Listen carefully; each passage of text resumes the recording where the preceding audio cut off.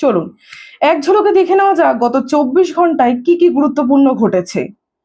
অযোধ্যা রাম মন্দিরের দ্বিতীয় প্রাণ প্রতিষ্ঠা বার্ষিকী উপলক্ষে স্থাপন করা হলো সোনার প্রলেপ দেওয়া শিখর বা চূড়া। গতকাল পালিত হলো ভারত ও ভিয়েতনাম মধ্যবর্তী বহুযুগব্যাপী চলমান আধ্যাত্মিক এবং সাংস্কৃতিক সম্পর্কের মেলবন্ধন।